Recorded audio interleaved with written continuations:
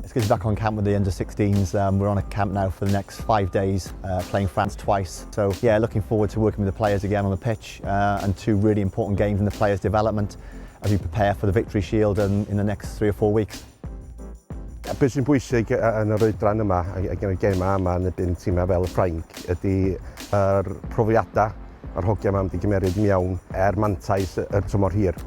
Dyna lle da ni'n edrych ymlaen i tuag at y cyfnod lle mae'r hogia yma'n di mewn i tîm Dan 20 Cymru. A dyma chwarae yn y byn tîmau fel y Ffranc, un o'r tîmau ieuenctid gorau yn Ewrop, yn rhoi platfform da iddyn nhw i edrych ymlaen am y dyfodol.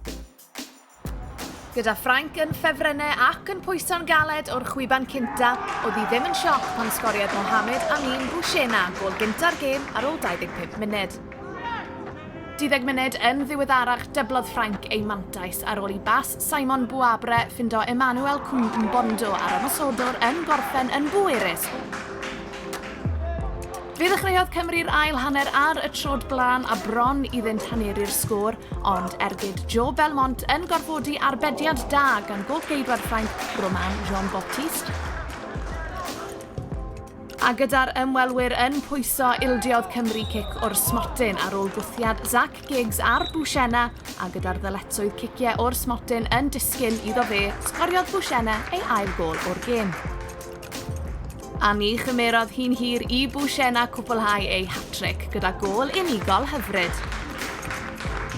Gyda'r chwiban olaf yn agosau, roedd na amser am 1 gôl arall i'r ymwelwyr. Yr eilydd Sammy Wattle yn rhwydo ac yn cwblhau prynhawn digon cyffwrddus i'r ymwelwyr.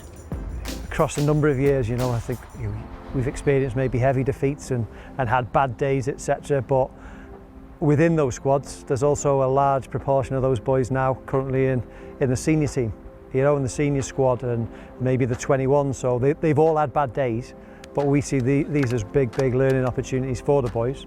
They will be hurting, but as I said, it's not all about too much about the result.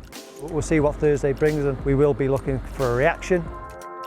Gyda 11 newid o'r tîm dechreuodd dydd Mawrth, dangosodd Cymru'r fath o ymateb oedd y tîm rheoli yn edrych amdano. Ond gwaethaf ymdrechion Cymru, ildiodd y tîm cartref ym munudau ola'r hanner gyntaf, wrth i Noah Coto mwy yma ymateb cyntaf i arbediad Iwan Griffiths. Ac oedd na wath i ddod cyn diwedd yr hanner cyntaf wrth i JD Canfo ergydion bwerus a dyblu mantais y Ffrancwyr. Da ni wedi cael 2 gol yn erbyn ni yn yr 2 funud ola o'r hanner cyntaf, ond da ni wedi cystadlu a da ni wedi edrych yn llawer gwell wedi cael 2 diwrnod o waith ar y cae ymarfer. Ac oedd y gwaith ar y cae ymarfer i weld yn yr ail hanner wrth i Gymru'n dod yn agos i haneri'r sgôr, ond ergyd Freddie Isaka yn taro'r postyn. Cyfle arall i'r tîm cartref gyda chwarae crefftus Cymru ac ergyd Joe Belmont yn gorfodi'r arbediad yma gan Theo Collin. Ond gyda'r gêm bron ar ben, oedd Cymru'n difaru pido cymryd ei cyfleoedd wrth i Bouchena sgorio'i bedwerydd gôl yn y 2 gêm yn erbyn Cymru. What I'm really happy with was having seen game 1 and game 2, the amount of information they've taken on in a 48-hour period and how they've been able to apply it in game 2. You can come out of the game knowing that they've really competed and really kind of done themselves proud.